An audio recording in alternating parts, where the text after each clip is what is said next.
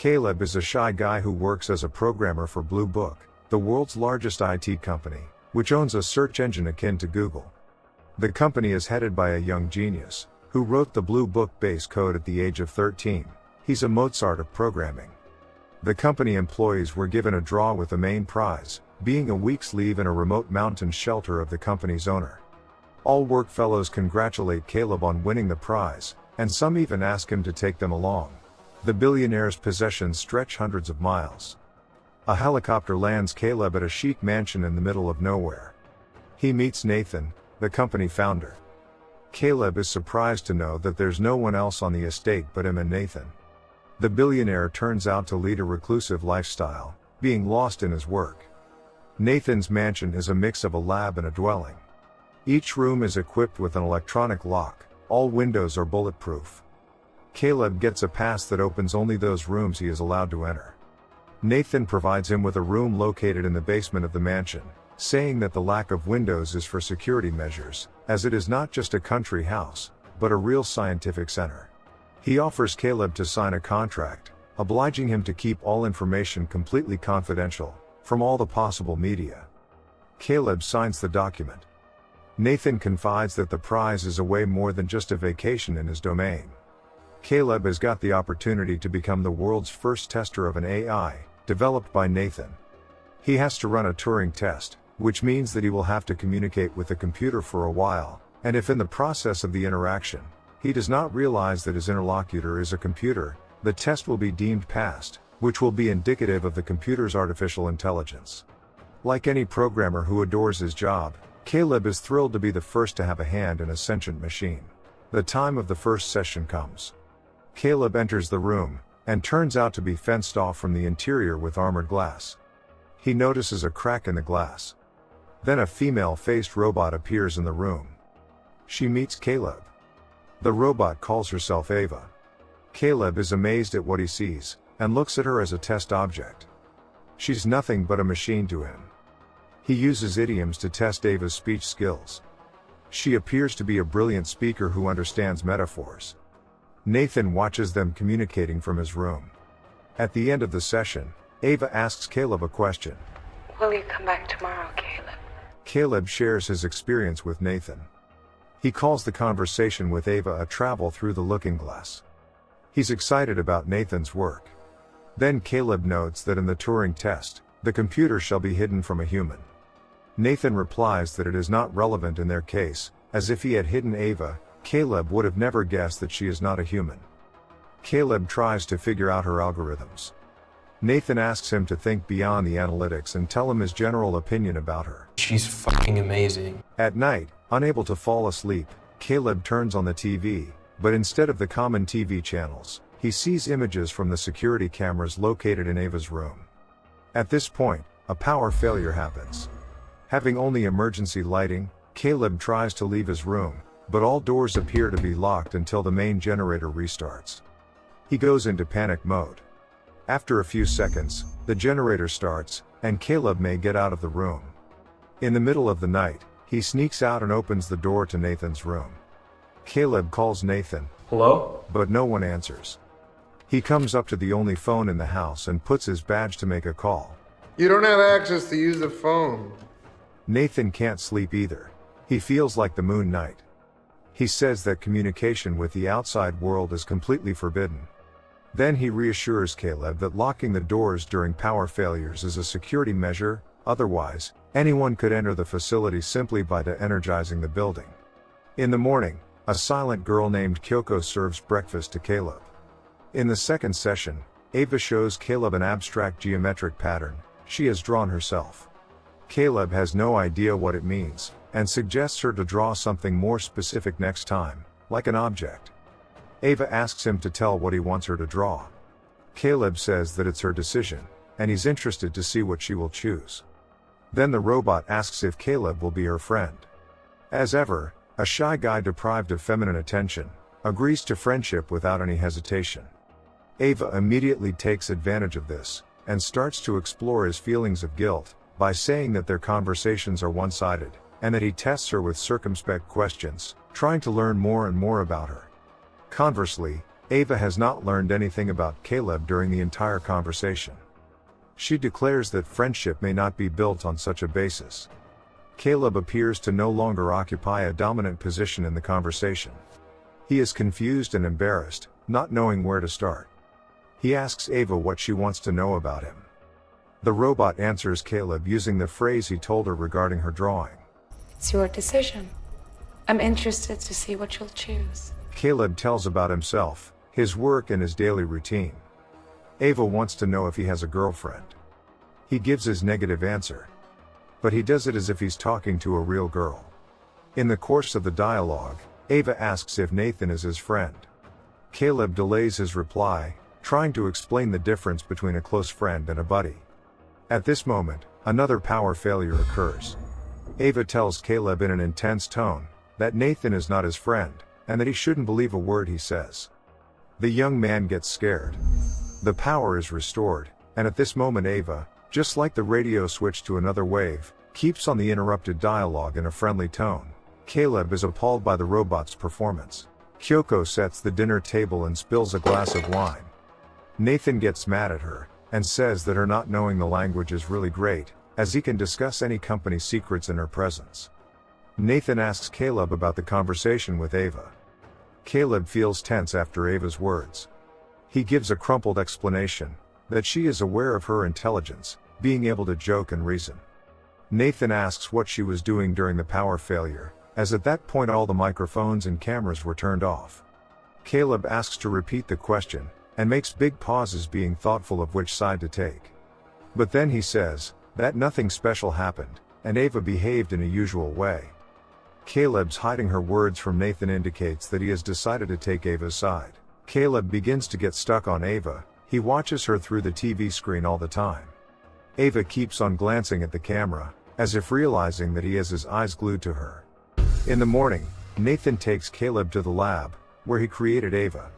He says that he has trained her through the use of people's smartphones, by giving her access to all the cameras and microphones of absolutely every device. He has run the data through Blue Book, to give Ava an unlimited source of verbal and mimic communication. Ava's brain is made of a structural gel, capable of reorganizing itself at the molecular level, which gives it an advantage over conventional chips. In the third session, Ava shows Caleb her new drawing. Following his request, she has drawn something specific, a tree from her room. He asks her if she's ever left her room. Ava says that she's never left the premises. Has she had the chance, she'd go to the traffic interchange. Her choice surprises Caleb. Ava says they could go there together. It sounds like a date for the guy. Ava asks him to close his eyes as she wants to show him something. She puts a dress, stockings, and a wig on. She approaches Caleb and says that she would go on a date being dressed like this.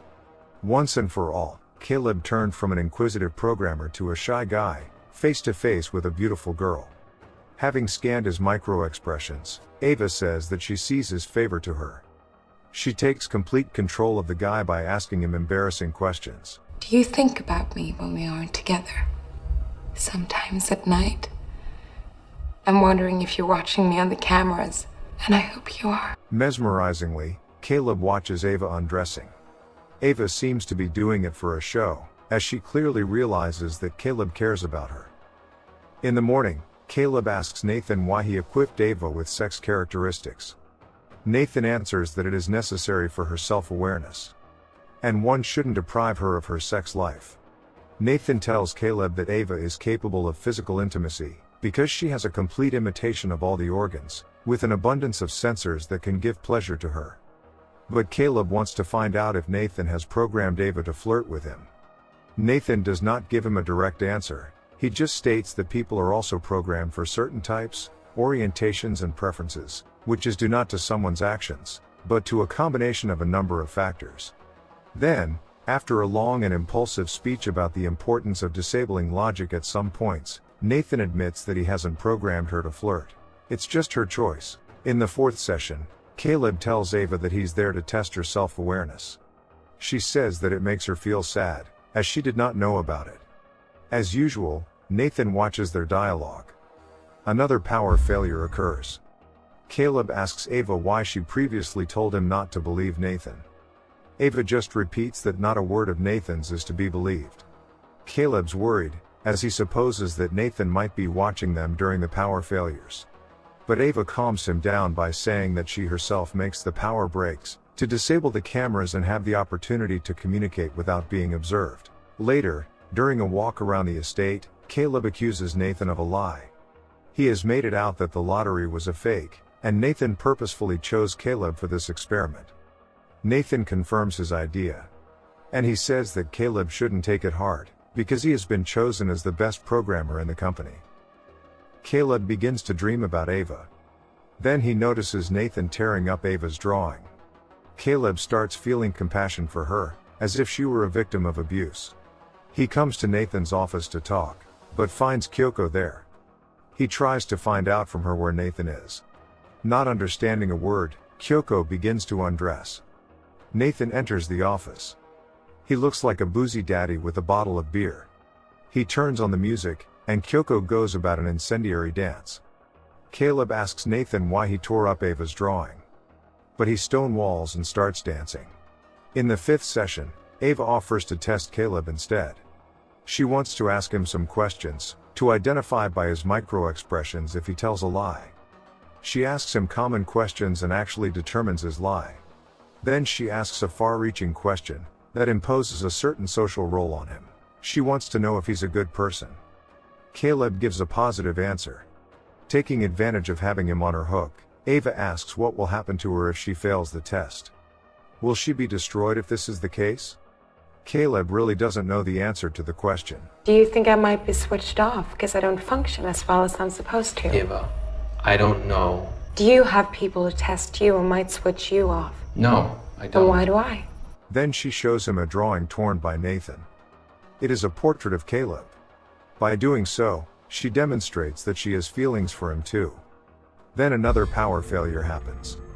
And Ava directly says that she wants to be with him. Then she asks the very last question of hers. Do you want to be with me? Talking to Nathan, Caleb discusses the need to create similar robots. The conversation smoothly moves on to considering new models that will appear after Ava. Nathan says she's just a transitional model, which will finally be deactivated. Caleb has ceased treating her like a machine. So, he is alarmed by the fact that his beloved one is going to be destroyed. Caleb makes up his mind to do something to prevent it. He gets Nathan drunk. When Nathan passes out, Caleb steals his badge, and goes to Nathan's office to watch archived records of how previous models were created. The most successful one required Nathan to release her, but after a nervous breakdown, she got self-destructed. Caleb enters Kyoko's room and discovers the bodies of different models in the closets. Kyoko shows him that she's not a human either. Impressed by what he has seen, Caleb begins to doubt his own humanity. He tries to find some skin adhesion on his body. Then he takes a razor and makes a deep incision on his arm. Blood spurts from the wound, and it comforts Caleb. In the 6th session, Ava states that she did not know what to do, as she waited for Caleb all evening, and thought about him all night through. She was afraid that she would not see him again. He drops her a hint implying to make a power failure. Then Ava provokes the blackout again. Caleb tells Ava that Nathan is going to destroy her after the experiment. Ava asks him to save her. He's already mapped a plan. He wants to get Nathan drunk and change the security protocols, so that when he wakes up, they'll be far from the mansion. Caleb asks Ava to make the power failure at 10 p.m. this evening. Nathan congratulates Caleb on the last day of the experiment, and says that a helicopter is due for him the next day. Caleb offers him a drink to celebrate it. By some coincidence or due to suspicion, Nathan doesn't want to keep Caleb company. He says he's had enough, and it's time to think of his health.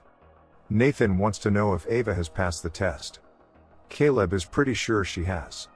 Nathan asks an important question that makes Caleb hesitate, whether Ava really has sympathy for him, or whether it's just her plan to use Caleb to escape.